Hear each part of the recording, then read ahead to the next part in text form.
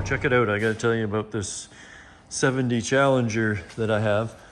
I bought this in Miramichi. It was actually sitting in the woods, and a friend of mine had a whole bunch of cars, and I was looking at his cars that were, most of them are stored inside. This one was out in the woods, and it caught my eye because of the purple, and I wanted to build a purple car, so this one caught my eye. So it's pretty solid. Like, look at the floor pans.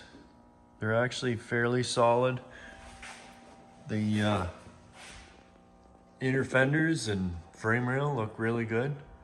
They're scaly, but sandblast them. And this car, it's a 383 car. And I was told it was a 4-speed car, but I don't know. I'm doubtful because it doesn't have the pedals or but the floor pan has been replaced, so you never know. It might have been converted, but the guy has all the interior, white interior, and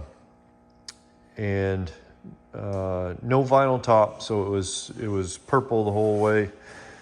I kind of like a vinyl top, but anyways, so I was gonna decorate this for Christmas, and as I was dragging it out, I thought, man, this thing, like, I could throw an engine in this and use it here at the shop for burnouts. So that's sort of what I'm thinking of doing. I've got this 383 that I can put in it, and I want to put it up on the hoist and see if it's solid enough to do power turns here in the yard. And it'd be kind of cool too. Another thing I was thinking of doing is, last year when I was at Carlisle, I was amazed at the amount of parts down there. And what if I took this car down, and then I got a bunch of people to help me, and we hunted for all the parts to put this thing together, and then drive it back to Canada after putting it together at Carlisle. That'd be pretty cool. But so let me, I'm gonna put it up on the hoist, and let's look and see what the underside looks like, because nothing here, it all looks pretty good to me from the top side, but the bottom side might tell us a different story. So let's see what the bottom of this car looks like.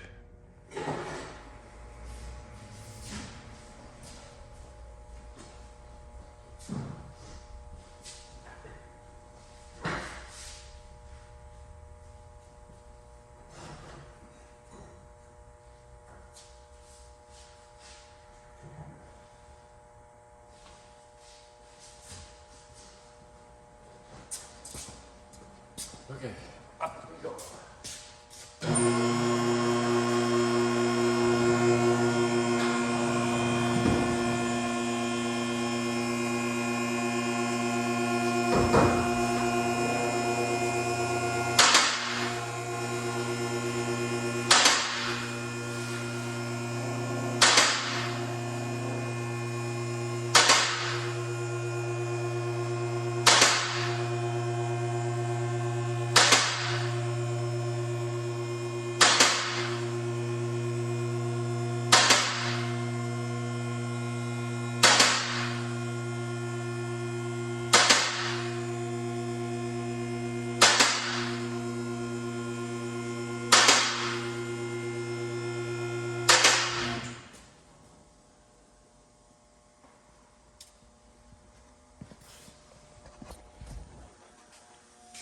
Okay, so